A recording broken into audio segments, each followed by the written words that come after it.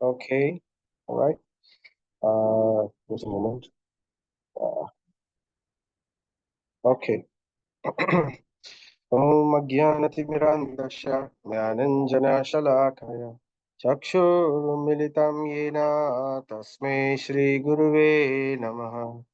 श्रीचैतन्यमनोभीष्टं स्थापितं येन भूतले स्वयं रूप गदामायं ददाति स्वपदान्तिकम्। वन्देऽहं श्रीगुरु श्रीतापदकमलं श्रीगुरून् वैष्णवांश्च श्रीरूपं साग्रजातं सहगणा रघुनाथान्वितं तं सजीवं साद्वैतं सावधूतं हरिजनसहितं कृष्णचैतन्यदेवं श्रीराधाकृष्णपादान् सहगणा ललिता श्रीविशाखान्वितंश्च। हे कृष्णा करुणा सिंधु दीनबंधु जगतपते गोपेश गोपिका कांता राधा कांत नमस्तुते। ऐतं श्रुतौ पंगोर्ममामन्दामतिर्गति मत्सर्वस्वपादं राधा मदन मोहन दिव्याद्वृन्दारण्यो कल्पाद्रुमदः श्रीमद्रत्नगदौ सिंहासनौस्तौ श्रीमन् राधा श्रीलगोविन्ददेवौ प्रस्तालीभिः सेव्यमानौ स्मरामि श्रीमन् रासरसारम्भि वंशिवादस्थितः कर्षन् वेणुसनः गोपीनाथ श्रेयस्तु नः तप्तकाञ्चन गौराङ्गे राधे वृन्दावनेश्वरि वृषभानुसुते देवी प्रणमामि हरिप्रिये। जय श्री कृष्ण चैतन्य प्रभु नित्यानंद श्री अद्वैत गदाधर श्रीवासादि गौर भक्त वृंद। हरे कृष्णा कृष्णा कृष्णा हरे हरे हरे राम राम राम हरे हरे। हरे कृष्णा कृष्णा कृष्णा हरे राम राम राम हरे हरे। हरे कृष्णा कृष्णा कृष्णा हरे राम राम राम हरे हरे। ओम नमः ओम विष्णुपादाय कृष्णप्रेष्ठाय भूतले श्रीमते भक्ति वेदांत स्वामी निति नामिने नमस्ते सारस्वती देवी गौरवाणी प्रचारिणे निर्विशेष शून्यवादी पाश्चात्यादेशधारिणे नारायणं नमस्कृत्यं नरं चैव नरोत्तमं देवीं सरस्वतीं व्यासं ततो जयम् उदीरये। नास्ताप्रायेषु भद्रेषु नित्यं भागवत सेवया भागवती उत्तमश्लोके भक्तिर्भवति नैष्टिकी. By regular attendance in classes on the Bhagavatam and by rendering of service to the pure devotee, all that is troublesome to the heart is almost completely destroyed. In loving service unto the personality of Godhead, whose praise through transcendental songs is established as an irrevocable fact. निगमकल्पतरोर्गलितं फलं सुखमुखादमृतद्रावसंयुतं पिबत भागवतं रसमालयं मुहुरहोरसिकाः भुवि भावुकाः। कृष्णाय वासुदेवाय देवकीनन्दनाय च नन्दगोपकुमाराय गोविन्दाय नमो नमः। नमः पङ्कजनाभाय नमः पङ्कजमालिने नमः पङ्कजनेत्राय नमस्ते पङ्कजाङ्घ्रे। चैत्री आनंद विषया मतिर्मधुपति आसकृत रतिम उद्वह तत् अदा Gange वौगम मुदन्वति। O Lord of sweetness, Madhupate, as the Ganga forever flows to the sea without hindrance, let my attraction, Ratim, be constantly drawn unto you without being diverted to anyone else. So, Hare Krishna, everyone. Namo Vishnupadaya Krishna Prasthaya Bhutale Srimati Bhakti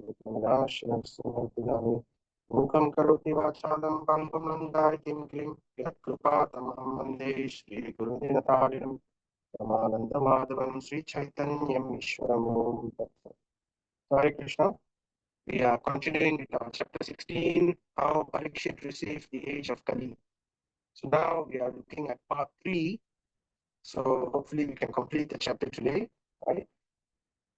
So very quick recap to bring us to remind us again what we have covered previously. So we heard about how Maharaj Parikshit uh, traveled, left his capital, Hastinapur, and he immediately got into a chariot. So, but before that, the chapter begins with a description of how Maharaj Parikshit is the emperor of the world. We have already heard about this in the previous sessions, where Maharaj Parikshit had conducted the Rajasuya Yagya, right? And many other descriptions about the glories of his kingdom, of his qualities. So now we can see this chapter begins by Maharaj Parikshit, established already as the emperor of the world. The Pandavas have already left. Krishna has already left, right? And it begins with a description of his qualities, little bit about summary of his qualities, uh, about his wife, Iravati, daughter of King Uttara, and his four sons. And the eldest is Janamejaya, who becomes the king after Parikshit Maharaj. And then about his guru, Kripacharya, and about the sacrifices that he had performed in order to maintain his position, which is the Ashwamedha Yagya. The three times he did this on the instruction of Lord Krishna. So, and after that, we heard about how Parikshit he saw the population of this world, suddenly they became degraded. He could see the influence of various negative influences amongst the population, amongst the land itself, the seasons. So all this was it alerted him, and immediately he left his kingdom. He armed himself, and then he went on a chariot, and he went to tour around the kingdom. And his kingdom extended across the entire world because he had already performed the Rajeshwara sacrifice. So the entire world was his kingdom. So in this way, he was traveling, and he came across a very uh, interesting situation. So this is a conversation between Suta Goswami and Saunaka Rishi. So in that conversation, Suta Goswami will describe what happened, what Parikshit Maharaj encountered. So he sets out to check Kali, and he encountered this scene where it was two cows. One is a male cow, and another is a female cow. Male cow is called a bull. So a bull and a cow, right? So, and this bull was very unique because it was standing only on one leg. It was moving about with just one leg somehow, and he came across this a cow. The cow was crying, tears in her eyes, and there was a personality, a very dark personality, dressed like a king. But by the looks of him, he looks like a Shudra, but he was dressed like a king, and he was taking his sword and attacking the legs of the bull. There was only one leg left, the other three legs are gone. But that one leg of the bull, he was striking with his sword. So Parikshit Maharaj came across the scene. So when he came across the scene, then immediately, what did Parikshit Maharaj do? So that was the questions Saunaka Rishi asked. And Sutta Goswami told them, the assembled sages, he punished that person who was attacking the bull, and so, but then the question was, why did he just punish him? Why didn't he kill this person? Because he was attacking a cow, and there were few crimes which he committed. First crime was he was dressed a Shudra who was dressed up like a king. So false disguise and misleading the public and taking up position where he wasn't due, where he wasn't he did not deserve such a position, but he was pretending to be a king. So that was the first mistake. Second mistake was that he is attacking a cow, bull and a cow. The cow is crying, the bull's legs are broken off. So this is punishable by death. It is capital sin according to Vedic law, right? So they were surprised. So before he straight away answered, he didn't answer. Suta Goswami didn't answer to that question. He purposely introduced that scene just to create the what do you call interest. But it was interesting because Suta Goswami, Saunaka Rishi, when he asked this question, what did Parikshit Maharaj do? Why did he do like this? Please tell us only if it is in connection with the pastimes of the Lord, or only if it's in connection with Lord Krishna, because we are very focused. They are very focused in hearing about it. So we spoke about that at some time. So anyway, I'm just recapping. So then what happened was Suta Goswami continued his conversation. He told what happened at that time before Parikshit Maharaj came. He wanted to set the scene right from the beginning. So he started by telling how at one time Dharma the bull was moving about the earth. So this bull is actually none other than religion personified. Religiosity or righteousness or duty personified in the form of a bull. So that's Dharma. So it is understood cows have four legs, but this Dharma had only one leg, right? This is because we understand Dharma stands on four legs, isn't it? First leg is truthfulness, satyam. Second leg is mercy, compassion. Third leg is austerity, daya. Fourth leg is uh, austerity, what do you call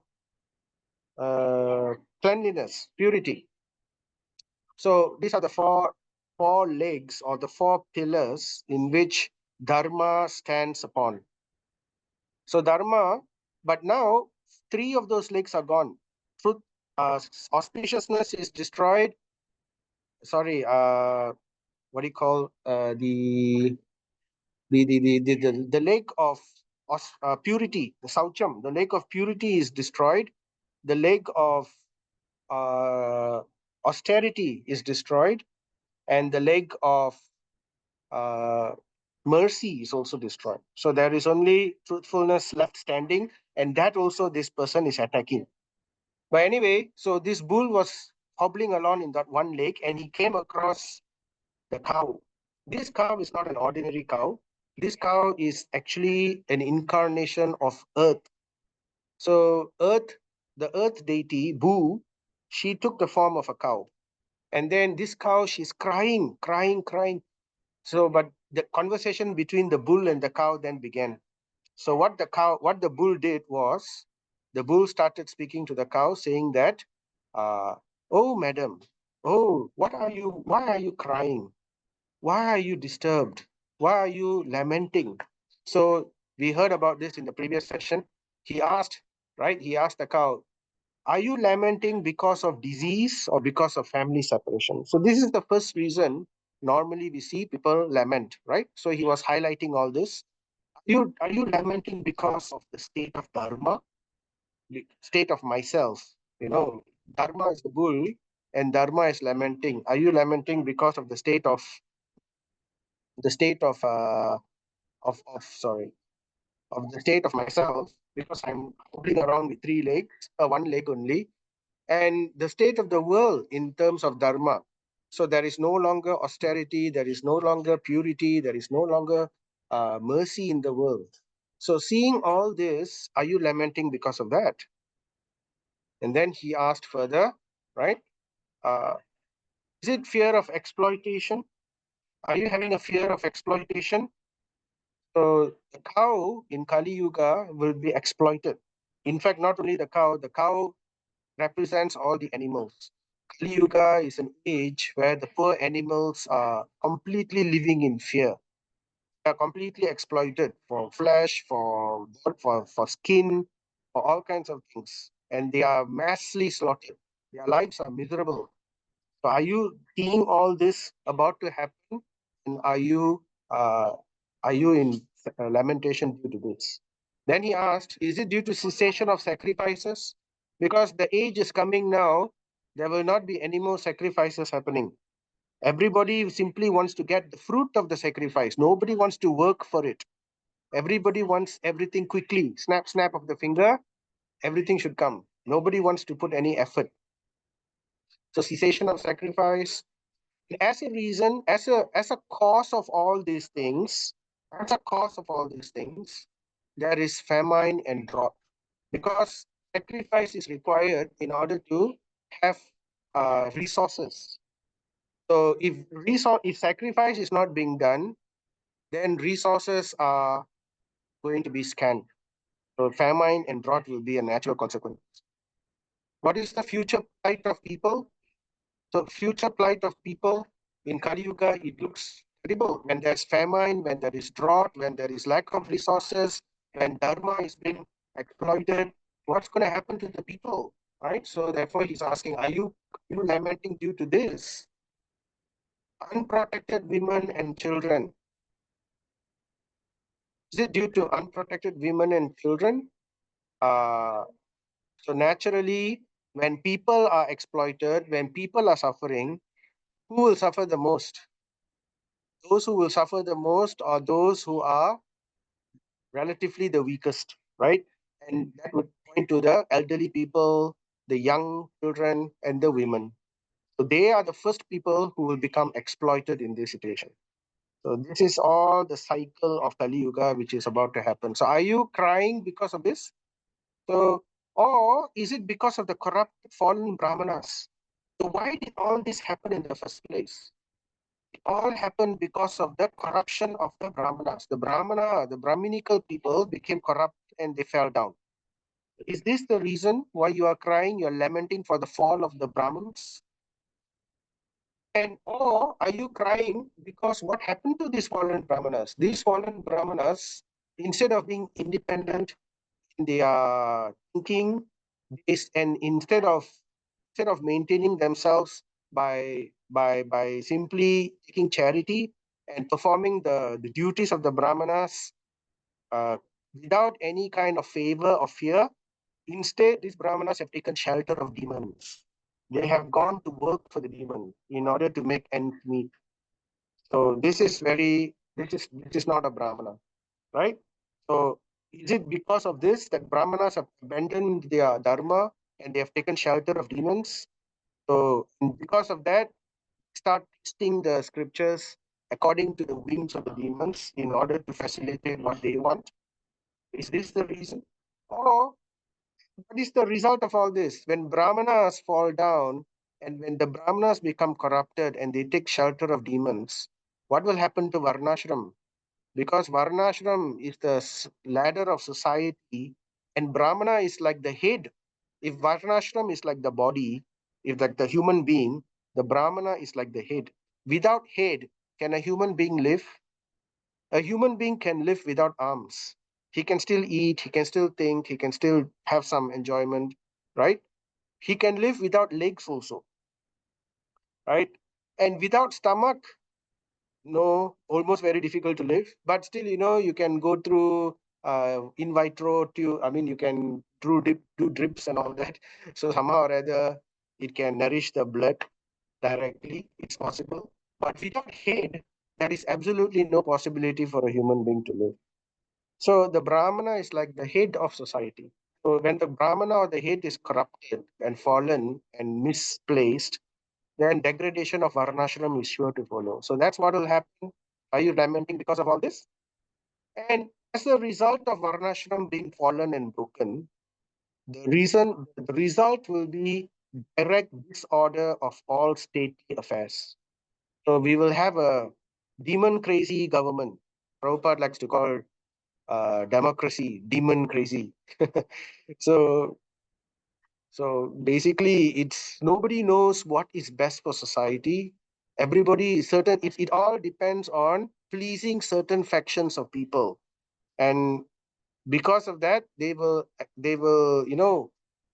let go dharma simply to please certain sections of people. So therefore, the result of that will naturally be a disorderly state of affairs. Everything will be disarray, exacerbated by all this situation. Or are you lamenting?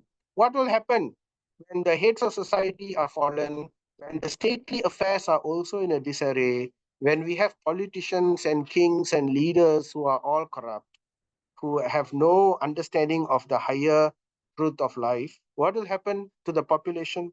They will be in the population in general, they will be led astray. So Prabhupada says this society is spiraling towards hell because it's being led by misguided people, leaders. So what will happen to the society then? So are you lamenting because of these? So these are all what may happen when Kali Yuga is about to come. And Dharma is asking this, how earth, oh Mother Earth, are you crying due to all this that's happening? So we can understand earth is not happy. In Kali Yuga, earth is unhappy. All these things are happening. The surface of the earth is burdened by demons and unrighteousness. So just like before, in every yuga, this sometimes happens, but in Kali Yuga, it becomes the worst. So for Mother Earth is crying, right? And after that, we also heard about how Dharma asked, Bull asked, all these reasons I've given you, actually, is it the reason because you are now bereft of Krishna's presence? So Dharma, the personification of religion, is asking Mother Earth, yes, you are crying for all the reasons I've given you. So now he's asking the final reason. Is it because Krishna's presence is no longer here? He has left his Leela. His Leela is completed. He has now left the earth.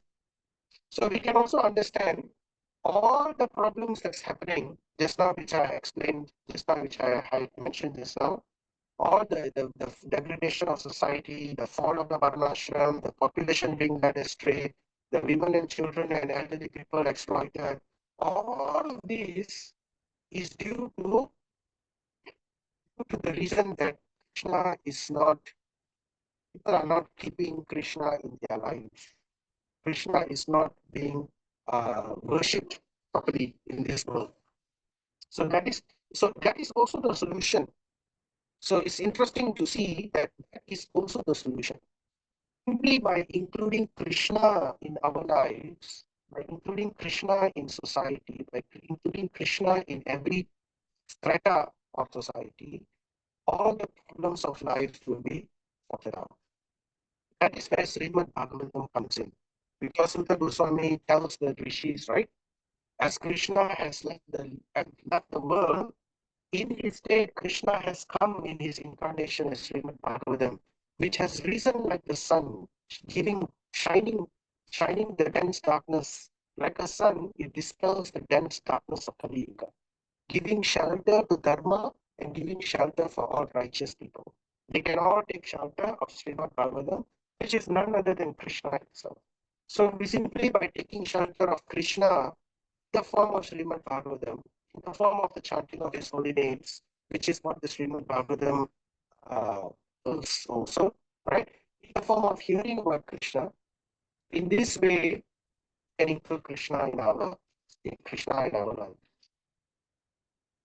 So then the bull questioning the mother cow again, a fortune must be stolen by time. So all this while Krishna was here, right? So now all this is happening. I understand, are greatly fortunate. You are Mother Earth. You are one of the energies of the Lord, right? So I think your fortune must now be stolen by the inevitable march of time. So that is a fact. In the material world, there is time. And by the course of time, in Tamil, we say, Lala Nero, Ketta Nero. So, we have for everybody, there's good time and there's bad time. Everything is arranged according to our karma, according to our desire. So, even the devatas go through good time and bad time. Everyone in this material world, from Brahma to the lowest being, is all subjected to the aspects of time. And time organizes our reactions and the results of our actions according to our karma. So, by saying your fortune must be stolen by time now that you are lamenting like this. So, now to this, we will hear verses 25 onwards. This will be the verses where the mother cow is now going to reply to the bull. So the verse begins by Dharani Uvacha. So the cow is being addressed here directly as Dharani. Dharani means Mother Earth. Oh, so Mother Earth is now speaking, responding to the bull. Just imagine the scene. The scene is, what is happening in the scene? The scene is there is a Shudra person dressed up like a king, carrying a sword and directly hitting the bull's leg. The one leg which the bull is standing, that leg is the leg of truthfulness. It's hitting the bull. The bull is crying, right? And the cow next to the bull is also crying, seeing all the situations that's happening. The cow, in fact, is crying more than the bull. And while this is going on, the bull is having a conversation with the cow. And the cow is also answering the bull. So this is the situation that's happening. Very amazing situation. So now Dharani Vacha, O Dharma, is now addressing other religion or father deity, right? So the bull is representation of Dharma. Whatever you have inquired from me shall be known to you. I shall try to reply all those questions, right? And then he says, once you two were maintained by your four legs, O Dharma, once you two were maintained by your four legs, and you increased happiness all over the universe by the mercy of the Lord. So by the grace of the Lord, there is religiosity, there is dharma in this world, right? And this and every religiosity, any kind of dharma, doesn't matter what, right? It has to stand on these four things. Satyam, truthfulness. Saucham, purity or cleanliness. Daya, which is austerity. I'm sorry, Daya is mercy. And Tapa, which is austerity. So without these four pillars, it cannot be religion. And true enough, we see in every religion or so-called religion in this earth, these four elements are always there. Everybody talks about purity or cleanliness. Everybody talks about some form of austerity, right? And everybody will talk about truthfulness. So these things are the pillars. So when these are compromised, then religiosity is simply a sham. So therefore, Mother Earth speaks to Bull like this. By the grace of Lord, Dharma is established, it is held up with the four legs of Satya, Saucham. And then she continues, him recite innumerable Nitya Mahaguna. This Lord, the mercy of this Lord, by whom you are able to walk on this earth with your four legs, and by which you increased happiness. So by the following of Dharma, human beings start to follow Dharma properly, uphold Dharma properly on earth, there will be natural happiness and prosperity to this world. But that's the problem now, isn't it? When Dharma is not applied properly, so as a result, we can see there is lack of prosperity, lack of happiness, lack of peace everywhere in this world. So that's what's missing. So Dharma is one aspect of it, but the root of Dharma is the Supreme Personality of Godhead. If we include Krishna into our lives, into every aspect of our life, automatically Dharma is also automatically established. And automatically peace, prosperity, and happiness will follow. These are all side effects.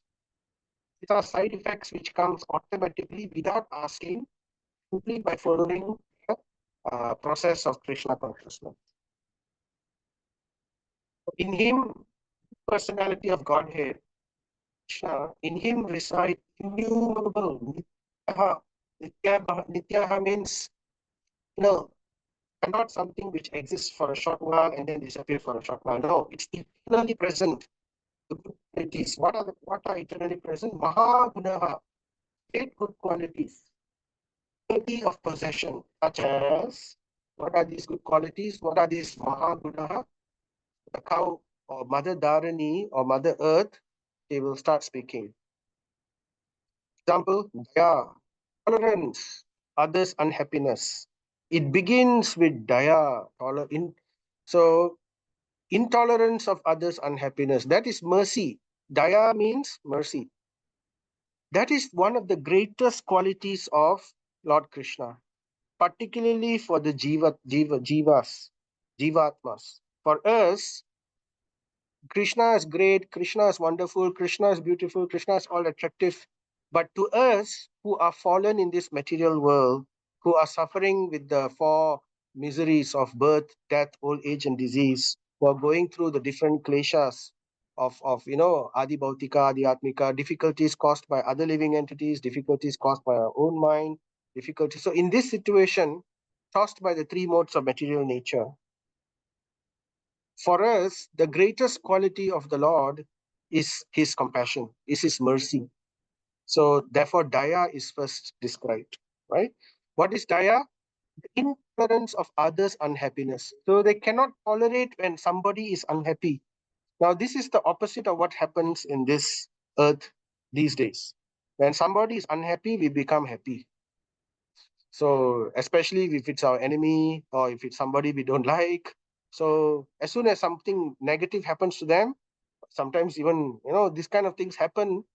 So but that is demonic quality. The opposite saintly quality is compassion, intolerance of others' happiness. So why intolerance? Intolerance means that when somebody is unhappy, the person doesn't just remain doing nothing. That is tolerance of another person. Because he's unhappy, another person is unhappy, but he's intolerant about it. He does something about it. He tries to do something to help another person's unhappiness. So that's Daya. So Prabhupada gives his purport here. Srila Jiva Goswami, he mentions intolerance of another's unhappiness can be subdivided into two parts. The first part is protection, and the second part is well-wishing. So the protection of the surrendered souls, and the other part is the well-wishing. So let everything nice happen, but at the same time, protection has to be there. So we can technically understand Daya is comprising of these two qualities, right? So Prabhupada says, so even though the Lord is equally well-wishing to everyone, the unfortunate living being, due to bad association only, is unable to accept his instructions in toto. And for this, the Lord is never to be blamed. So he's trying to explain, yes, the Lord is all merciful. Then why so much of difficulties is happening? The difficulty is happening because of our ignorance, because of our rebellion, because of why these two, ignorance and rebellion, because of our bad association. We have been taught, we have been programmed to live like this, in this manner, to reject what is, we don't even understand what is dharma sometimes. So because of this, because of the ignorance, it's not to say that this information is not available. Krishna has ensured Bhagavad Gita is there. Krishna came personally to speak Bhagavad Gita, to ensure that the people in this world will have Bhagavad Gita to take shelter of. Krishna himself incarnated as Srimad Bhagavatam. He came to also distribute the holy name, right? And on top of that, he keeps sending his pure devotees. One by one, they keep coming to this earth and they keep trying to spread the gospel of Krishna consciousness, the ultimate solution of life. But still, due to bad association, people don't take it up seriously. So therefore, it's not the Lord to be blamed. Just like how the sun shines equally to everybody, right? The sun shines. But there is such a thing called the owl. The owl will always sleep when the sun shines. So he keeps his eyes closed. So he has never seen the sun. He doesn't accept the sun. So if the owl closes his eyes, right? So is it the sun's fault that the sunlight never touched the owl? So it's not. So we have to understand we have to pick up that fortune. Fortune is available, especially when we do get these opportunities, we have to take it up seriously. So Krishna is called the well-wisher for the devotees only. He appears to be partial to devotees, but factually the matter rests on the living being. So just like the sun is not partial, the sun is equal to everyone. In the same way, the Lord is equal to everyone. How is the Lord equal to everyone? He's equal in the aspect that equal opportunity is given to everybody. Everybody gets the opportunity. They can get the opportunity to surrender, but do they surrender or not? So that's the question. And to those who do surrender, Krishna is extra merciful to them. So in that way, Krishna is partial. But in terms of opportunity, everybody has equal opportunity. But to those who do surrender, Krishna is extra compassionate. Just like if we are parents, we are equal to all our children, right? We want to be fair to all our children. But at the same time, we may have children who are obedient and very nice, very kind. And at the same time, we may have disobedient children, very rude children, right? But we want to be fair to everybody. We give the same instruction, we give the same advice, we give the same opportunities. So, but naturally, we will be extra merciful to that, to those children who are obedient, to those children who are loving, right? But it doesn't mean that the other child who is disobedient or, he doesn't get the opportunity. The opportunity is still there. So that is the fault of the child. So in the same way, the jiva, we can understand this.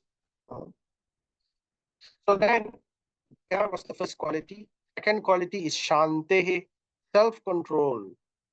Lord is not disturbed in any situation. He can be surrounded by millions of Lakshmis or gopis, right? Who are more attractive than anything imaginable.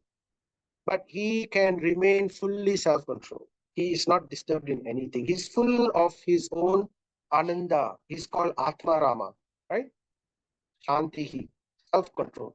So we should also try to uh, imbibe some of these qualities, which is all an effect of dharma, right? One who performs dharma properly, it will be shown in the qualities which they portray. So self-control, so all of these will be trained. Aga, magnanimity, that's the third quality. Magnanimity means here, Tyaga is described as magnanimity, but Tyaga also means to have a renouncing spirit in the mind. That means you are not attached to the result. You are willing to give up the fruits of your result. So that is magnanimity. We may work hard for something, but we are happy to give it to someone else who needs it. So not to become attached to the fruits. That is magnanimity. Santosh, self-satisfaction, right? He is satisfied in any situation. So these are for us to understand also. So these qualities are all coming from the Lord. And if we want to establish relationship with the Lord wants to see us also as devotees and try to develop some aspect of these qualities as well.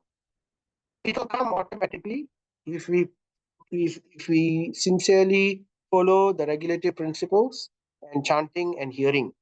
So naturally, just like the moon shines upon the white lotus, and the white lotus slowly unfolds and blossoms into the full lotus, all these good qualities will automatically blossom. Treya Kairava Chandrika Vitaranam. That's what Chaitanya Mahaprabhu says, right? Simply by the process of bhakti. But we should understand what are these qualities. Then only we will have the desire, and by the chanting and by the hearing, then our desires will be uh, fulfilled. So first we have to understand the standards. So then comes Arjavam. Arjavam is straightforwardness. So no crookedness, no crooked behavior, duplicitous behavior, that's like how Duryodhana was. So we don't want to be like Duryodhana, right? We want to be straightforward in other words, to be sincere, particularly with our relationships with Krishna and his devotees. Samaha, fixing of the mind. It becomes equipoised in the mind. Control of sense organs. So this requires some training, and this is very simply done in our bhakti pathway. Very simple. Four regulative principles. No intoxication, no illicit sex, no meat eating, and no gambling. Right. and at the same time we follow simple like fasting on Ekadasi, on Madhava Tidis, on the appearances days of the Lord. These will help us to develop these qualities, Dhamma, control of the senses. Because if we don't control our senses, we cannot control our mind. The key to controlling our mind begins with the controlling of our senses, and at the same time, we purify our intelligence, and using higher intelligence and by control of the senses, we corner the mind. So the mind is then controlled, becomes our friend. So the eighth quality is tapa, trueness to one's responsibility. Prabhupada is an interesting translation here. Prabhupada translates it as trueness to one's responsibility. That's tapa. Tapa is usually termed as austerity. What is austerity? Austerity here is defined as strictly following our dharma. So, in the execution of our duties, sometimes there is convenience, sometimes there is inconvenience. But that doesn't mean we abandon our dharma. So here tapa is described as trueness to one's responsibility. We do not abandon our dharma simply because the going gets tough. We keep to it, right? Many examples of this, right? Prabhupada describes, like how the wife cooks even in the summer. In India, sometimes summer becomes very hot. But because her duty to the family, so even if it's very hot, the kitchen is the hottest part of the house in a hot summer time, and but still she will enter the house and the kitchen and she will still cook. So that is keeping to one's duty irrespective of inconveniences. And then there is, of course, samyam. Samyam is indiscrimination between friend and foe. This one we cannot imitate. This one has to come by purity and by knowledge. That means one begins to learn to see the divinity in everyone. Yes, people behave differently. That doesn't mean we go to the tiger and we say, "Come, tiger, I want to hug you. You are equal. I don't see you as friend or enemy." So it's not like that. We understand the body is different, but we treat the tiger understanding that it is also Jivatma. It also is looking for happiness. It's also having needs. So in this way, we try to perform ahimsa, not to cause harm to any living entity, to perform charity for the soul, to help living entities in any way we can, right? According to time, place, circumstances, and suitability. Not to become foolish and say, okay, I will now invite the people into my house. That is foolishness, right? So people try to imitate this sometimes. There are some pseudo spiritualists who try to pretend that they see everything as equal, that they, oh, yeah, everything, but that is pretense. This cannot be pretended. This has to come with understanding. Then there's titiksha, tolerance of the offenses of others. We have to be tolerant. Krishna is tolerant of all our offenses. So if we want to show magnanimity in the mood of the Lord, we have to learn to tolerate the offenses of others as well, right? But tolerance doesn't mean we associate with offenders. Tolerance means we stay away from offenders. But at the same time, we learn to tolerate it. We do not create a problem. We do not create a situation, right? So, and then there's uparatihi. Uparatihi means indifference to loss and gain. So they become equipoised in their mind.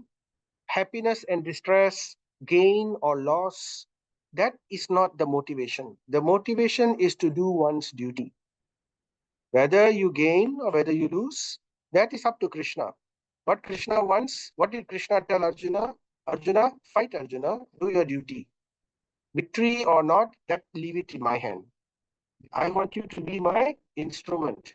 So we are all having a responsibility to be an instrument of the Lord, to carry out our duties, to, to exhibit these qualities, especially in our relationship with other people, particularly with devotees. Following scriptural injunctions. So everything has to be based on scripture. We cannot manufacture morality. We cannot manufacture. That's what's happening in the West, So when morality is being manufactured, Then they start thinking, oh, all kinds of what do you call? Uh, the word is expo. I forgot that word. They extrapolate. They begin to extrapolate all kinds of conclusions from certain viewpoints. Oh, that is, in the West, therefore we have this woke and the liberals and the far West who believe that it's okay to have any kind of sexual orientation. It's fine. People are born in different sexual orientations. That is their situation. But that doesn't mean one should allow such people to to nurture children. When one starts to have a family unit, what will happen to that child who is being nurtured in that kind of an understanding, right? We should tolerate different people, we should tolerate differences, but we should understand what is dharma and what is adharma. Just like murderers. When there is a murderer, that does not mean one should tolerate the murderer. So where do we draw the line, right? So there has to be a situation, but everything has to be done according to script. So we don't have to think, we don't have to do research. Perfect instruction given by the Lord, who can see the past, present, and future, who can see the result of everything. He has given the perfect set of instructions. We may not be able to understand why this particular rule is there, but we should have faith that the Lord is all seeing. He can see past, present, and future. So having that faith that the Lord is all seeing, and He has given us these instructions, so we should follow based on scripture. Then our lives become perfect. We do not become, uh, we do not get led astray. Jnanam, so the Lord is the reservoir of all knowledge. So He is therefore called Jnayam, object of knowledge. So Jnanam particularly here refers to king of knowledge is the knowledge of self-realization, right? And the king amongst kings, the emperor of all self-realization knowledge, is described in the Bhagavad Gita in the 9th Rajaguhyam Yoga. That is the knowledge of pure devotional service, right? And then Prabhupada gives a purport here. The knowledge can be further extended into 5 subheadings. What are these subheadings? Knowledge means intelligence. Intelligence, what is intelligence? Intelligence is the ability to discriminate what is right and what is wrong. You know, not everybody has this understanding. People, and how do you get this intelligence? This intelligence is based on scripture. When we read scripture, when we hear scripture, then we understand what is right, what is wrong.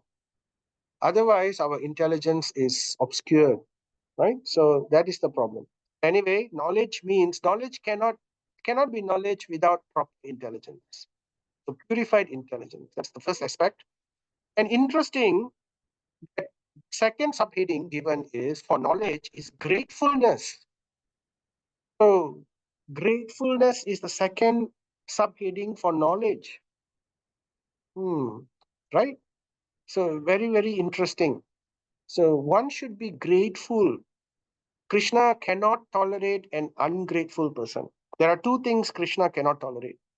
There are many qualities, bad qualities Krishna can tolerate, but it's described that uh, envy is one of those qualities, and the second quality is uh, lack of great gratitude. So these qualities Krishna, uh, you know, it's not, as devotees who are trying to cultivate spiritual life, if one does not have gratefulness, one cannot get any further in knowledge. That's why uh, the aspect of Guru Tattva is very important. In spiritual life, particularly, the Guru plays a very, very important role. And Guru here, what is the verse in Bhagavad Gita? Tat vidhi pranipatena pariprashnena sevaya. Upadekshanti te jnanam jnaninas tattva darshinaha. One should humbly approach a guru and serve that person. That service means not just simply menial services. It also means to, to have a humble attitude in the mind in receiving the knowledge. Sometimes we don't become happy when we hear something which we don't like, right? But if we have accepted someone as guru, even if we don't like what we hear, we have to be ready to accept it because we know that this is for our benefit. So to be ready to accept chastisement as well as praise, and to be ready to be corrected, that is gratefulness. That understanding means that we are grateful that you can give me the knowledge, that I am grateful for what you have done. So how does Krishna begin his instruction in Bhagavad Gita to Arjuna? He begins by testing Arjuna, by calling him a fool, right? Asochanan vasochastvam prajnavadam bhasase agata sunscha nanusuchanti pandita. He says, you are speaking like a learned person, but you are lamenting for that which learned people don't lament for. In other words, only fools will lament for what you are lamenting. So Krishna is telling like that. So, but Arjuna was humble. He did not. So he already accepted Krishna as guru, right? Shadimam tvam prapannam. Arjuna has already told Krishna. So he is grateful, and in this way he is showing his gratitude by accepting this chastisement and serving continuously the Supreme Lord. So gratefulness, very, very important aspect. We must never forget all that we are is due to the sacrifices and the charity and the effort of others. Of course, there is due credit for our own self. What is the credit? The credit is our choices. The credit that we have is our choices, the choices which we make. That nobody can take it away. That is wholly coming from our heart. We make the choices. But everything else that which is cultivated towards making those choices to whatever that we are, it's due to others' sacrifices. That's why they say, the scriptures say, when somebody is born on earth, we have debts. We have debts to our parents, we have debts to Guru, we have debts to the Munis and the sages who have written the scriptures for us for our benefit in the future, right? We have debt to society, so there are different debts we have. So that important aspect of gratefulness in Kali Yuga, this is becoming very, very scarce now. Very hardly you will find, nowadays I teach students. So not that we are expecting gratefulness, but the aspect is it gratefulness is needed for the knowledge to be blessed. Sometimes why Karna was cursed by his guru, right? So therefore, these kind of situations we want to avoid, right? So that's one thing. Power of understanding the circumstantial environments of place, object, and time. So knowledge is the third constituent of knowledge. One is intelligence, ability to discriminate. Second is gratefulness, right?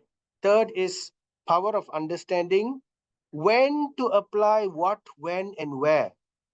So circumstantial environments of place, object, and time. To understand, right, everything that we do has its time, place, and circumstance, right? According to time, place, and circumstance. One has to apply things in the right manner. So the Acharya or the Guru is expert in doing this, right? So we have to take guidance and shelter how to apply. So the scripture also is full of different instructions, and different instructions will apply at different times in different circumstances. So we need the Guru to tell us how to differentiate between this. Perfect knowledge of everything. So knowledge, fourth aspect of knowledge is perfect knowledge of everything. What is perfect knowledge of everything? To understand that everything is subjected to the Supreme Lord, the will of the Supreme Lord. That is perfect knowledge of everything. Knowledge of the self. So to understand that the world, time, material energy, external nature, everything is actually resting on the Lord's will, and knowledge of the self. To understand that we are Atma. And to understand we are Atma is not sufficient. we should also understand what is the connection with Atma and Paramatma. And to understand the connection also is not enough. To understand what is our eternal duty to that Paramatma, the Supreme Being. That Supreme Being, we have a duty. Atma, we have material duties, but we also have our eternal duty to our Creator. So that we have to understand. So Chaitanya Mahaprabhu reveals to us, Jivera Swarupa Hoy, Krishnera Nitya Das. That is our eternal Atma, to be the eternal loving servant of the Supreme Lord. That is the aspects of knowledge, right? So Jnanam, 14th Mahaguna, the great qualities of the Lord, is described as Viraktehe, detachment from sense enjoyment. So this detachment will come, right? We have to endeavor. At the same time, it will come automatically. So some aspects we have to include in our lives, like for following the four regulative principles strictly. Every year we should see how we can become stricter and stricter and stricter to follow in the regulative principles. And little by little, we improve ourselves. So regulative principles actually is very vast. Because anyway, I don't want to go into that today. That is a very big topic. But the point is, we should cultivate this understanding, detachment from sense enjoyment. At the same time, we don't frustrate ourselves. We include these principles in our lives in a regulated manner with a goal in the future of attaining. We must understand what is the goal, we must understand what is the standard. And then step by step, we have to elevate ourselves. But Krishna is very helpful. Simply by the process of hearing and chanting, automatically Krishna gives us this strength, right? Aishwaryam. Aishwaryam here means opulence, but Prabhupada here also describes it as leadership. Leadership and opulence. Aishwaryam. Sauryam, chivalry. Chivalry means uh, to to be chivalrous. Chivalrous, how to explain? It means to be honorable. To be honorable. To just because sometimes people like to keep truthfulness, but then when some situation happens, suddenly, very quickly, they abandon truthfulness just to save themselves. So that kind of situation is not chivalrous. So one should be chivalrous, right? It also refers to heroism. Heroism means to uphold dharma, to speak the truth, to not follow according to favor or fear, to not bend truthfulness or honor due to fear or favor. So that is Shauryan, chivalry. It's particularly a Kshatriya and a Brahminical quality also. Tejaha, influence. Lord is very, very Teja. The Teja of the Lord is the entire Brahma Jyoti. The Brahma Jyoti is the glaring effulgence of the Lord, right? So you can see those who are devotees of the Lord, who are very advanced in their devotional service. You will see an aura. Once we also practice devotional service, we will begin to see a certain effulgence coming from these personalities. It's Teja, right? And then we have Balam, make possible the impossible. This is what Prabhupada did. By the grace of the Lord, one will be so determined to act to make the possible from the impossible. How is it possible that Krishna consciousness could have gone to China? How is it possible that Krishna consciousness could have gone to Russia? How is it possible that Krishna people in Middle East, in Israel, who are chanting the names of Krishna and who are wearing dhoti kurta and tilak? How is it possible? All these things are happening. So by the mercy of the Supreme Lord, by surrender to the Supreme Lord, how was it possible for Arjuna to overcome the vast ocean of the Kaurava army, which was infested by the great generals like Bhishma and Drona, when they were vastly outnumbered?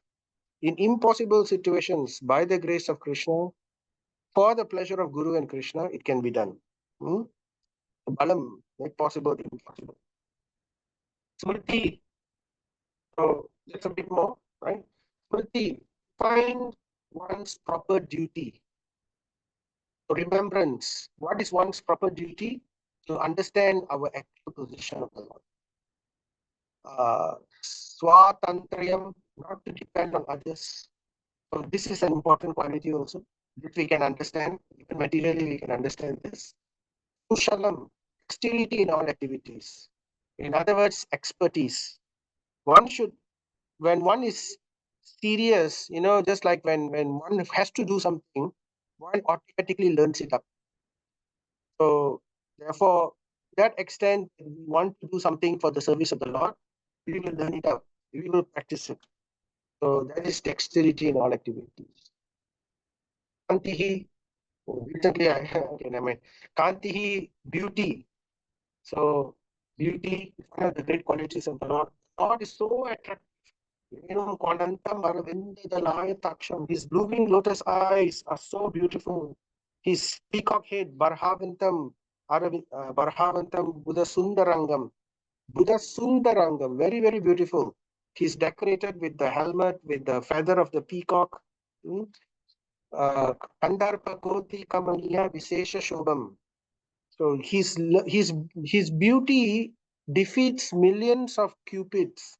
Cupid or Madan is supposed to be extremely beautiful, but even millions of cupids cannot defeat the beauty of Lord Krishna.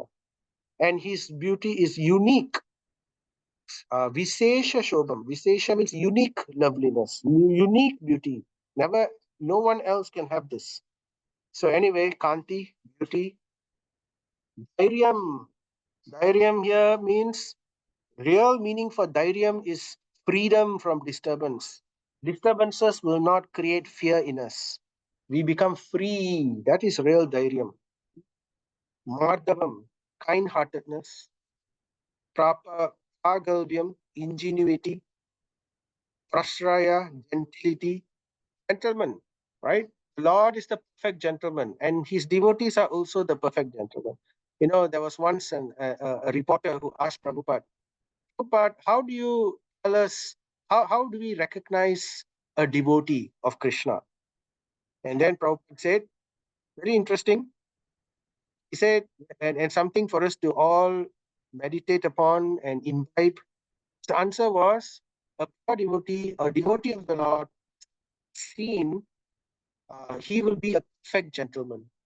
A perfect gentleman. This is how we will see a pure devotee. Right? Very interesting for us to meditate on this. Sheelam, mannerliness. This is also in support of that. Mannerliness. Very good conduct.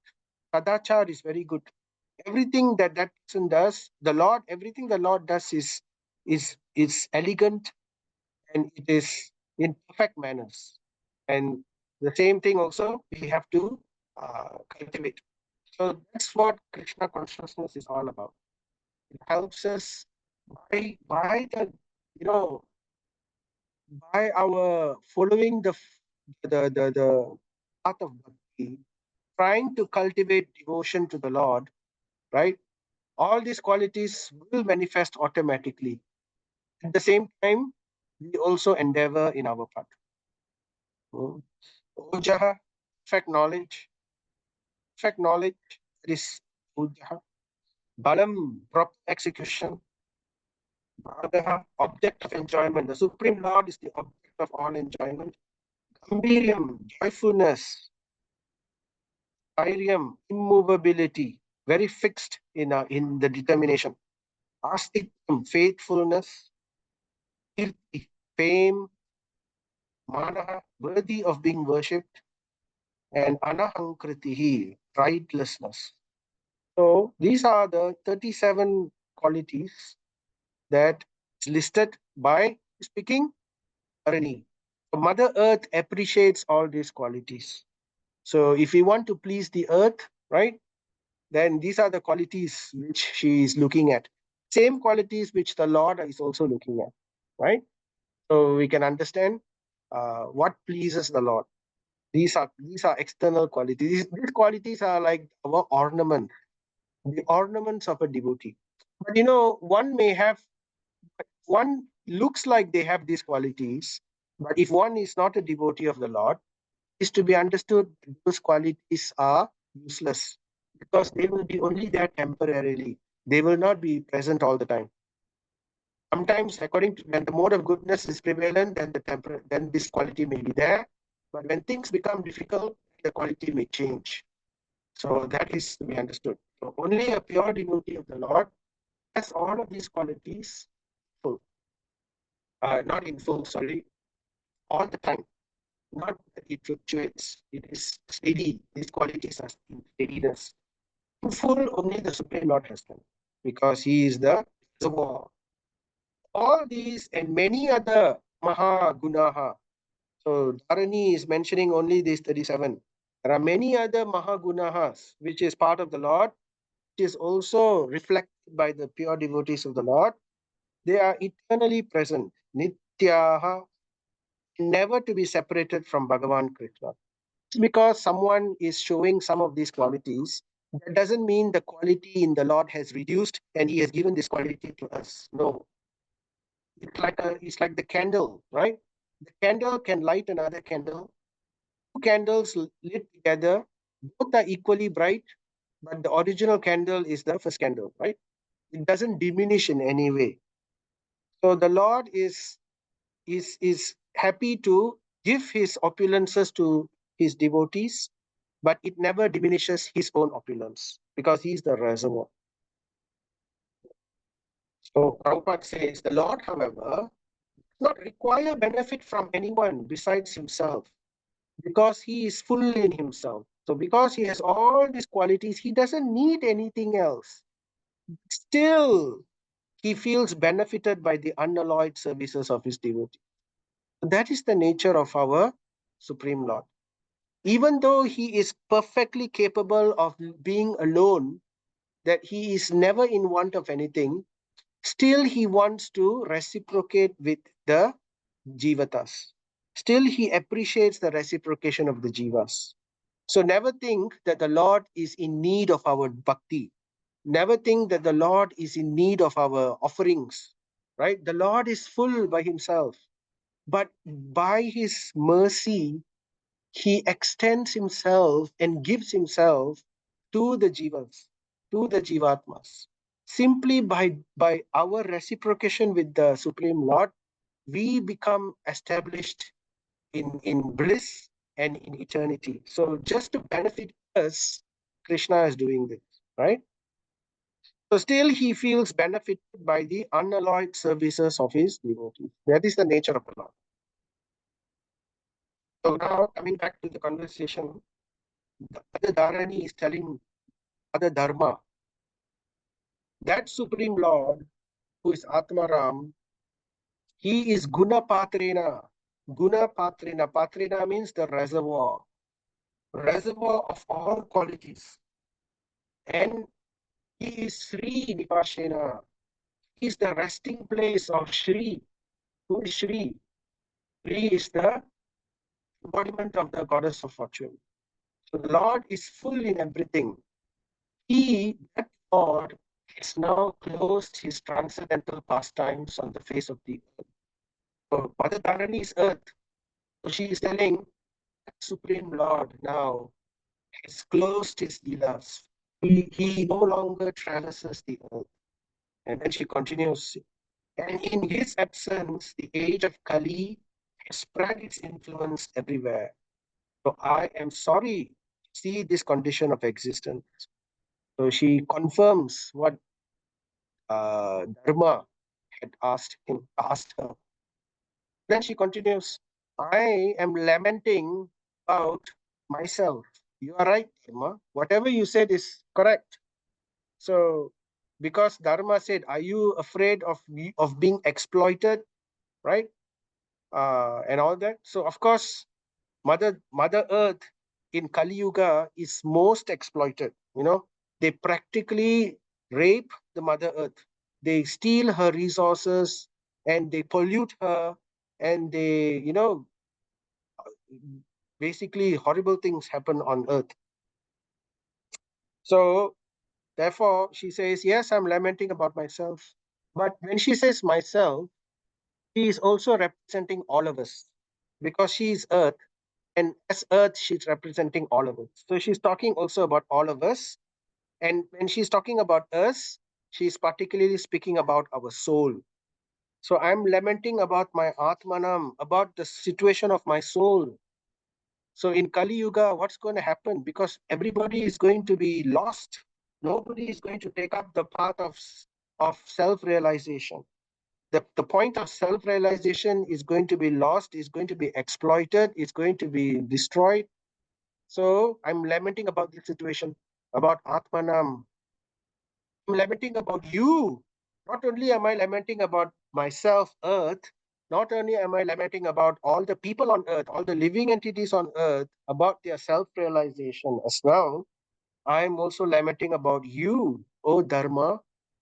For you, Dharma, the symbol of religiosity and duty, you are the best amongst all the devatas. You are Amara Uttamam. Amara means those who are in the heavenly planets. Uttamam, you are the topmost. Religiosity is the topmost amongst all those who are elevated demigod. Because without religiosity, there is no Sura, there is no Devata. And uh, I am lamenting about the Devas also. Not only I'm lamenting about you, all the Devatas. Right? And I'm also lamenting about the Pitrans. Pitrans are those who are, what do you call, the ancestors. Because in Kali Yuga, the offering of Pinda to the ancestors, all these rituals will be stopped. And the progeny of the ancestors, the dynasty of the ancestors is going to be filled with all kinds of sinful people. And these sinful activities of their dynasty, of their children's children, and all that, will also affect the situation of the Pitras who are living in Pitraloka, the forefathers, right? So this is there. This concept of Pitra is there in almost every culture. The Chinese, they worship the forefathers, the ancestors. In South America, Mexico, Peru, all there also ancestor worship is there. In fact, in Mexico, there's the Day of the Dead, where they particularly worship the ancestors. The Chinese community also do that. There's a Day of the Dead, forefathers. In Western civilization also, they used to do this during the pagan times. So anyway, this is there. The pictures. I'm lamenting about their situation. What's going to happen to those people? Rishis. So the rishis also, right? They will not be able to traverse the earth. They have to go in disguise. Even the devatas, they do not come to earth. They have to come in disguise. Sadhun. So I'm lamenting about the sadhus. There is no more, very few sadhus. And the situation of the sadhus will be not very well situated, right? In Kali Yuga, because of the nature of Kali Yuga. Sarvan Varnam Stathashraman, I am worried about what will happen the entire Varnashram. All those who are obedient to the Varnashram system, they will be ridiculed, they will be exploited, and they will be downtrodden. So all this I'm lamenting about. Prabhupada says, when God made Varnashram Dharma, which is strictly meant for developing animal consciousness into human consciousness, a very interesting way Prabhupada likes to put his statement. So he's saying Varnashram Dharma is strictly meant for developing animal consciousness into human consciousness. So when this God made, that is the real God-given Varnashram Dharma. And human consciousness into godly consciousness. Varnashram Dharma doesn't stop just there, it continues with godly consciousness. When this God-given Varnashram Dharma is broken by the advancement of foolishness, this is what Prabhupada calls advancement of foolishness. Very, very interesting. The whole system of peaceful and progressive life is at once disturbed. So this is our so-called advancement. I particularly took this picture and put there, indicate the frustration and the irony of human advancement. When we look at this picture, crisscrosses so many highways, right? This is not advancement. This is what we call advancement of foolishness. The whole system, what will happen due to this advancement of foolishness? The whole system of peaceful and progressive life is at once disturbed. Prabhupada says, the age of Kali, the first attack of the venomous snake strikes against God-made Varnashram Dharma. So that's why Kali is very intelligent. He will go straight for the head. When the head is cut off, then automatically the body loses its direction, loses its discrimination, loses everything, and the body is now walking towards the precipice, headless, ready to fall down into the ravine. That is the direction society is leading towards. We will hear about this in the later chapters of this Canto 1, how Brahmana becomes corrupted and how Parikshit Maharaj becomes cursed. So this is leading towards that. And thus, in the age of Kali, the first attack of the venomous snake strikes against God-made Varnashram Dharma, and thus a person properly qualified as a Brahmana is now called a Shudra. And a Shudra, by qualification, is passing as a Brahmana. So everything becomes upside down in Kali Yuga, right? So this is one thing. We will see many so-called Brahmanas who are actually Shudras in nature. How do we describe Brahmana, Shudra, Kshatriya, Vaishya? Is it by birth? Actually, no. Bhagavad Gita says, karma, guna karma vibhagaha, right? It is this Varnashram is described based on one's guna, one's quality, and one's karma, one's activity. So one's guna, one's karma. So one's nature and one's activity. What are the types of activities one likes? What is the type of nature one is having? So that is what will decide one's guna or varna, not janma. It's guna and karma, not janma, not birth. Hmm? So that is a that is a perversion of the varnashram dharma due to Kali. So we get false brahmanas in Kali Yuga. The real qualification of a brahmana to control the mind and the senses and to cultivate tolerance. Very interesting definition, right? Simplicity, cleanliness or purity, knowledge, truthfulness, devotion, and most importantly, faith in Vedic wisdom. This is a Brahmana. A Brahmana will never speak contrary to the Vedic scriptures. And he will speak that which is merciful. He speaks the Vedic scriptures not to exploit, not to put himself in power, not to use it as a means to attack his enemy. No, he uses it for these purposes to cultivate tolerance, simplicity, cleanliness, knowledge, truthfulness, devotion, and faith in the Vedic wisdom. So you have to know all these things. Bhagavatam explains all these points. Prabhupada takes the trouble to write all these purports middle of the night without sleeping, so that we can open our eyes to understand, to differentiate illusion from reality, to understand cheating and the cheaters. So we do not want to fall prey.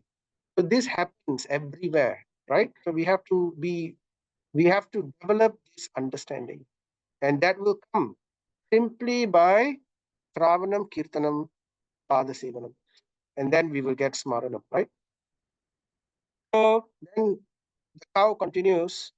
Shri Lakshmi, whose glance of grace was sought by demigods like Brahma, and for whom they surrendered many a day unto the personality of Godhead. So now Bhuma Devi or Bhu or Dharani, the cow, is now talking about Lakshmi Devi. Now Lakshmi Devi, who is born from the ocean of milk, so she's sometimes called Shirja. He who is Aja, born from the Shira. So therefore her name is Shirja, born from the ocean of milk. So that's a big pastime, the big pastime of the churning of the ocean. The eighth eighth item or the eighth thing that came out from the ocean is Lakshmi. So that's why, some people like the Chinese, they consider eight very auspicious because it represents Lakshmi. So anyway, and Lord Krishna is always associated with Ashtami. Ashtami is the eighth Tithi. So anyway, Sri Lakshmi ji, whose glance of grace was sought by demigods. So this Lakshmi, when she was born from the ocean of milk, described there in the later cantos of the Bhagavatam, how all the devatas and all the demons were looking at her in awe. Never have they seen anybody so wonderful or so beautiful. And their jaws were dropping, and every one of them was trying to, make them look very presentable. So Lakshmi will favor them with their glance. But Lakshmi is very chaste. She had only eyes for one person. This Lakshmi, who lived in the Aravindavanam, in the lake of lotuses, is described as Aravinda. Aravind means lotus, Vanam means forest, forest of lotus. This picture I took from internet. It's the Red Lotus Lake in Thailand. So anyway, it's a picture full of lotuses. So Lakshmi Devi, she lives in that kind of a situation. She gave up a lotus forest. Why? She gave up an entire forest of lotuses to become attached to the lotus feet, to be attached to the lotus feet of Supreme Lord. And engaged herself, Bhajate, Lakshmi engaged herself, Bhajate, in the service of the lotus feet of the Lord. Pada Saubhagam. Saubhagyavati, Lakshmi, came and attached herself to the Pada Saubhagam, the lotus feet of all auspiciousness of the Supreme Lord. Now, this Lakshmi Devi is, I'm also an expansion of the Lakshmi Devi. Dharani is saying, because of this, I was also endowed with specific powers, Vibhudim, supersede the fortune of all the three planetary systems. Bhu, the Lord's energy, Bhu, Shri, Bhu, and Nila, right? The three energies, they are all expansions of Lakshmi anyway, right? So Mother Dharani, in that sense, she's telling Dharma, I was also endowed with the specific powers, Vibhudim, supersede the fortune of all the three planetary systems. That means even supersede Swargaloka. Bhudevi, Bhuloka has the potency to exceed in opulence even that of Swarga and Brahmaloka. But it only happens when is the condition? She's going to say now. Right? I was endowed with these opulences. I, being decorated with the impressions of the flag, the thunderbolt, the elephant driving rod, the lotus flower, which are the signs of the lotus feet of the Lord. Why she was endowed with all auspiciousness? Because Mother Dharani was carrying the imprints of the lotus feet of the Lord. The same lotus feet which Mother Lakshmi was attached to, these same imprints were decorating the entire surface of the earth. Srimad Bhagavataha. What are these imprints? Particularly, she's mentioning these imprints. So the lotus feet of the Lord has many things in it, right? You have the chariot, you have here she's particularly mentioning the flag. So there's the flag here, and then there is the thunderbolt here, and then the elephant goad. It's like a stick which they use to control the elephant, which describes controlling the senses. So that elephant goat, the mark of that is also there in the lotus feet. And then, of course, the lotus flower. Lotus flower is there on both sides. So there are many other marks on the feet of the Lord. This is one of the ways one can identify if someone is an incarnation of the Lord. There are several ways. One way is to look at the lotus feet and to look at their palms. So by looking at the palms, an expert palm reader will be able to tell whether he is or not. By looking at the feet, they will see the mark, then they can see this is a incarnation of the Supreme Lord. Prabhupada says, the beauty and opulence of the world can be enhanced by the grace of the Lord and not by any man-made planning. So that is what Bhuma Devi herself is saying this. She was beautiful and her opulence exceeded even the Devatas simply because she was bearing the lotus feet of the Lord. Prabhupada says the same understanding, right? Not by man-made planning, but simply by the grace of the Lord. When the Lord Sri Krishna was present on this earth, the impressions of the special signs of his lotus feet were stamped on the dust, and as a result of this specific grace, whole earth was made as perfect as possible. We heard this also previous chapters. We heard about when Yudhishthira Maharaj was king of the entire earth, right? How the earth was so glorious. The beauty of the earth was the envy of the Devatas even. So all this we heard previously. Right? Then Mother Earth is crying, she's lamenting. I have lost all of this now. But at the end, when I felt I was so fortunate, and Krishna was dancing on the earth in different places in Vrindavan, in Mathura, in Dwaraka, in various parts of Braja, right? When Mother Earth was feeling extreme pleasure and bliss, when she was at the height of her ecstasy, just like the gopis, when the gopis were having rasa dance, in the heights of their ecstasy, Krishna suddenly disappeared. So now the same thing is happening. Krishna suddenly disappeared. Felt when at the end, when I felt I was so fortunate, Gopi was also thinking like that. I am so fortunate that Krishna is dancing with me. So Krishna wanted to teach them the lesson of pride. To teach the gopis, Krishna wanted to teach them the lesson of pride. So that lesson of pride, we must always understand our fortune is not due to ourselves. It is always due, always due to the grace of Guru and Krishna and the devotees, right? So I felt I was so fortunate. What happened? Lord left me. So therefore she's lamenting. Prabhupada says, one may ask how we can detain the Supreme Lord on this earth. His mission is fulfilled and has left the earth for his own abode. How do we keep the Lord here? Answer is that there is no need to detain the Lord. The Lord is free to move wherever he wants. Lord, however, by his mercy, being omnipresent, can be present with us if we want him at all. The Lord is not very far. The Lord is in our heart, right? The Lord is in everywhere. By his that's what Prahlad taught Hiranyakashipu. The Lord is everywhere, Father, he says. He can always be with us if we are attached to his devotional service. It's like Prahlad Maharaj. Hearing, chanting, remembering, etc. Again and again and again, this point is being emphasized in the entire Srimad Bhagavatam, just so that our doubting mind, our rascal mind, will understand once and for all. So Prabhupada says, there is nothing in the world with which the Lord is disconnected.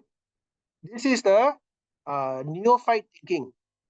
People in the lower stages of devotion, they might think, oh, I want to renounce this, I want to renounce that, but actually the Lord is everywhere.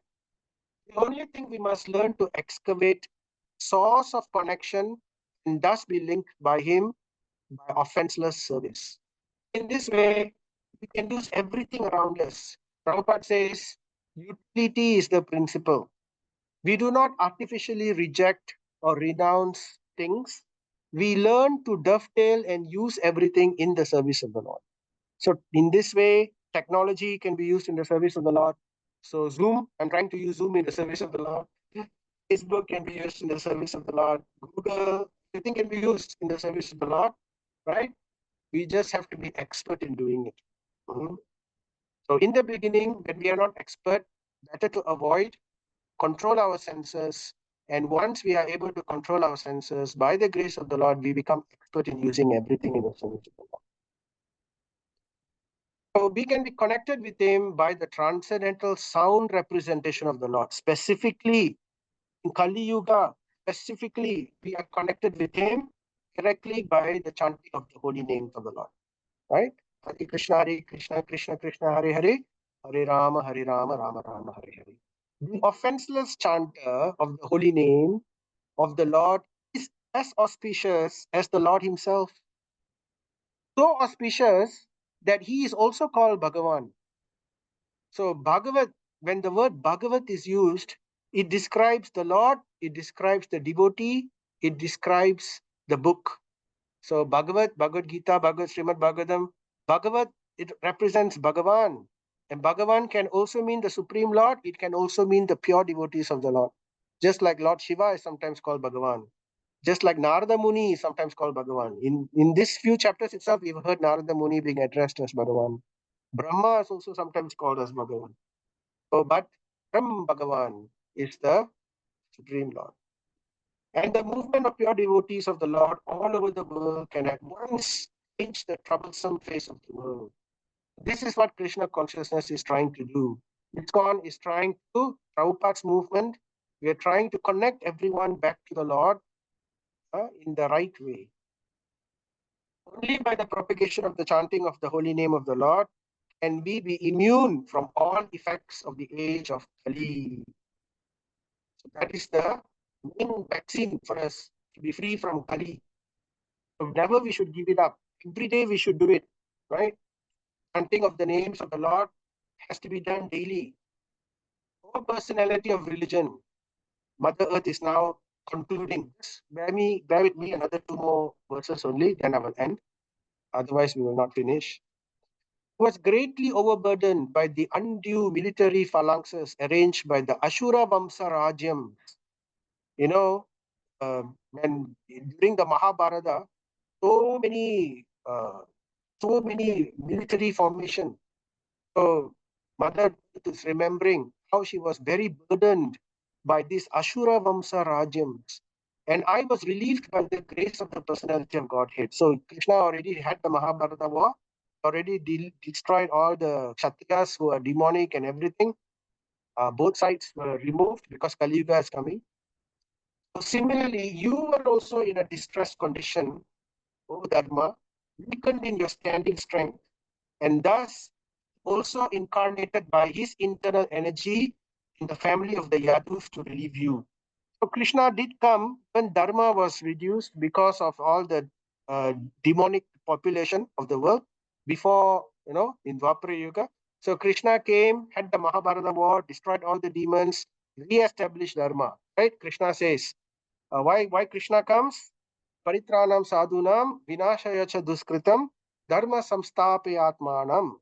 So Krishna comes to please the devotees and bring the devotees back with him and to enact his pastimes. Second reason, to destroy all the miscreants. Third reason, dharma samstapatatmanam, to re-establish dharma. So dharma is re-established, but now Kali Yuga came because Krishna left. So Prabhupada says the Asuras want to enjoy a life of sense gratification, even at the cost of other happiness. How do we define Asura? Ashura means anyone who wants to be happy at the cost of another person's suffering. That is called Ashura. In order to fulfill this ambition, Asuras, especially the atheistic kings or state executive heads, try to equip themselves with all kinds of deadly weapons, bring about a war in a peaceful society. They have no ambition other than personal aggrandizement, and thus Mother Earth feels overburdened by such undue increases of military strength. Now, Mother Earth is very, very tolerant.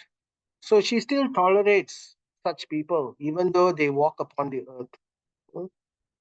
So, therefore, now she concludes, who therefore can tolerate viraham from that Purushottamasya?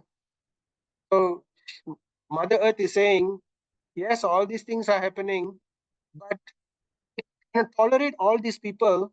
The burden I can tolerate, but I cannot tolerate the viraham from that Purushottamasya, that supreme enjoyer, Purushottama, right? That supreme personality, I cannot tolerate separation, viraham, right? He could conquer the gravity and passionate wrath of his sweethearts like Satyabhama. Supreme Lord, he is so wonderful. He could conquer the gravity and the passionate wrath.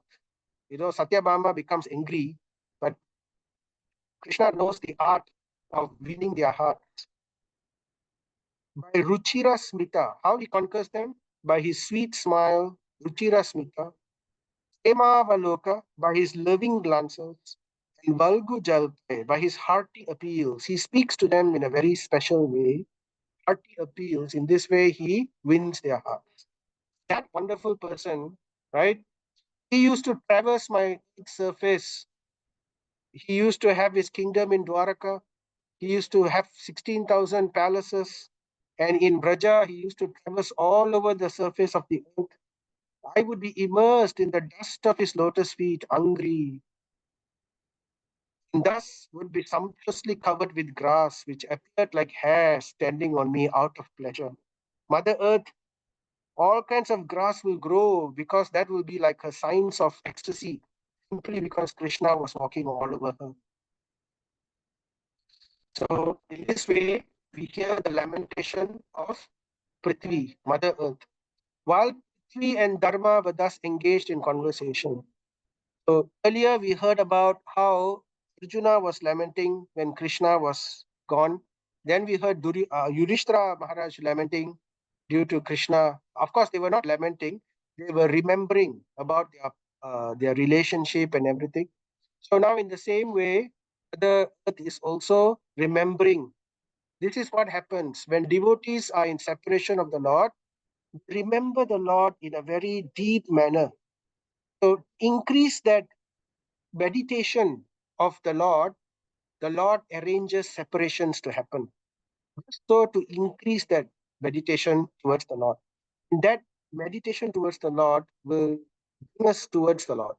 So while Prithvi was and Dharma were having conversation, Rajarishi Parikshit reached the shore of the Saraswati River, which flowed towards the east. And what will happen after that? We will hear in the next chapter. So this is how chapter 16 ends. The conclusion of the conversation between Dharma and Dharani, and how Parikshit came across the situation. So in this way, Sutta Goswami describes to the Saunaka Rishi and to all the sages in Naimisharanya forest. So let's hear in the next chapter what happens after this. All right, so today we'll stop here. Jai Sri Krishna Chaitanya, Prabhu Nityananda, Sri Advaita Gadadara, Srivasadi, Gaurabhakti. Hare Krishna, Krishna Krishna, Hare Hare, Hare Rama, Rama Rama, Hare Hare. Hare Krishna, Krishna Krishna, Hare Hare, Hare Rama, Rama Rama, Hare Hare. Hare Krishna, Krishna Krishna, Hare Hare.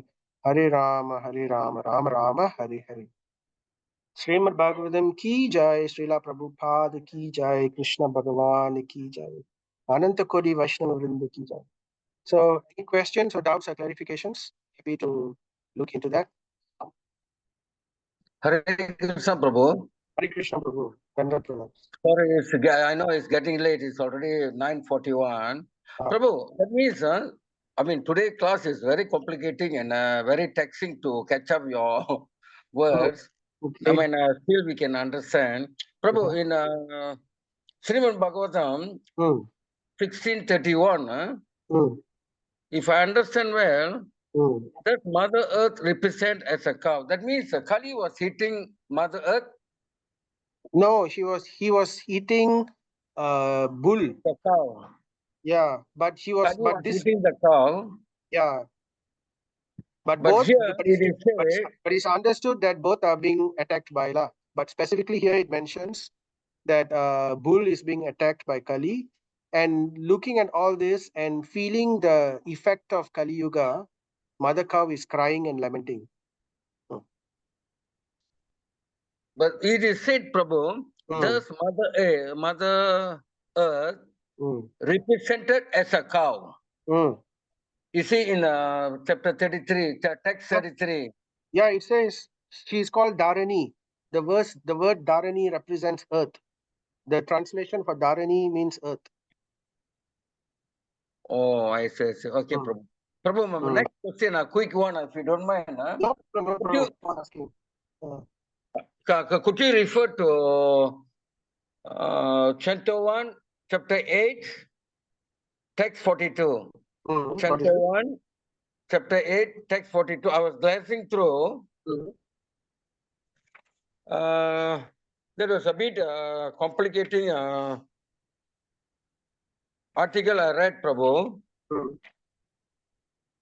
A pure devotee of the Lord is ashamed to ask anything in self-interest from the Lord, but a householder are sometimes obliged to ask favors from the Lord. Canto 1, text, chapter 8, text 42. Yeah. It is said that means the Lord is suggesting, if I understand well, that the Lord is suggesting that we can ask favors. I mean, the Granasthas can ask favors from the Lord. So there are two types of devotees here. There is the mixed bhakta and there is the pure devotee. So the Lord is saying, if at all you want to ask anything, ask from the Lord. But then the Lord is saying, but even better than asking is that person who doesn't ask. So that person who doesn't ask understands that the Lord is the Father. He is automatically supplying everything. Anything that's coming his way is by the grace of the Lord. And the Lord knows exactly what's best for him, how he can quickly bring him back to him. So with that faith, the pure devotee doesn't ask anything. Whereas one who doesn't have too much faith, it is still better to ask directly from the Lord, because the Lord will, that relationship will increase the faith. But that is mixed devotion. So mixed devotion is there, but even rarer than that is the pure devotion. So that's the difference between them. So yes, by a grahastha, normally, they will want to ask. It's just like this. You go to a parent, you ask a parent, mother, father, you'll give food to me tomorrow, yes. When I grow up, you'll ensure I have a house. You'll do this for me. You do that for me. So the parent will automatically do all this for him. Sometimes the parent will understand, I need to do something which is good for you, which you may not think is good for you, but sometimes I have to do it in a certain way. I ask you to have faith in me. That's what the parent will say to the child, right? So that is when the child has that faith that whatever comes my way, my duty is only to do my duty. My duty is to only chant, hear, follow my devotional service. I am surrendered to the Lord. Let the Lord take care of everything. So if whatever comes, I have that faith. So if one thinks like that, I'm not saying I'm having that faith. I'm saying we should, if somebody thinks like that, then that is pure devotion, right? So, so many stories like Tukaram, the story of Tukaram, story of so many of our Vaishnava saints. They never are. Even if you read about Prahlad Maharaj, when Prahlad Maharaj was, when Narsinghadev asked Prahlad Maharaj, come, I'm very pleased with you, Prahlad. Please ask me a boon. And then Prahlad answers, I have nothing to ask from you, oh Lord. I'm completely satisfied with you. And then say, no, I've already asked you. Please, anyway, just ask me a boon. And then Prahlad explains, there's a conversation that goes on. Prahlad will say, what is the point of asking any of these boons when, they all have no meaning, but we cannot artificially imitate that. So we have to understand this is the standard, but at the same time, if I have these desires in my heart, if I have this feeling, we can still surrender to the Lord. It is not wrong, it is not sinful, it is good, but we must understand what is the standard of pure devotional service. If we want to get Krishna Prema, then only pure devotional service will buy Krishna Prema. If mixed devotional service can give us liberation, it can bring us out of this cycle of birth and death, but it cannot give Krishna Prema. It may bring us in association of those who have Krishna Prema, if we are very, very fortunate, but we have to come to that level that we want to, that's why, na dhanam, na janam, na sundarim, kavitam va mama, in the Sikshastakam, I don't want followers, I don't want wealth, I don't want auspiciousness, I only want your pure devotional service birth after birth. So that is something that comes later. But we have to first understand what is pure devotional service. And we have to aspire for it. We have to pray for it. We have to ask, I have all these desires in my heart. Krishna, please remove these desires from my heart. Let me only have your desire. That's why I say in the beginning of the Srimad Bhagavatam, Pai me ananda vishaya matir matupati asa great ratim utvaha tat adam gange maham udarvatihi. Kunti Maharani prays, let me only have attraction to your lotus feet only. Let me have nothing else. Just like how the Ganga flows towards the ocean, right? In this way, let all my desires flow only towards you, nothing else. I hope that answers, Prabhu. Is that clear? Okay, Prabhu. Thank you. I got you. Thank you, Prabhu. Hare Krishna. Hare Krishna. Thank you. Any other questions? Anybody else? Any comments? Sorry if you found it confusing, Prabhu. Maybe you can try to hear it again in the recording and go slower or something, or that might help you with that. I tried my best to. Anyway, feedback is appreciated. Please ask any questions we have. If you have anything to say, you can put it. Just one thing, I'll be traveling to India tomorrow, so I will not be looking at any WhatsApp messages for the next 2 weeks. After the first week of January, then I will start looking. Want to go for a break. We're going for a yatra in Ahobilam, so seeking all your blessings from everyone. Thank you very much. So I'll pray for all of you as well.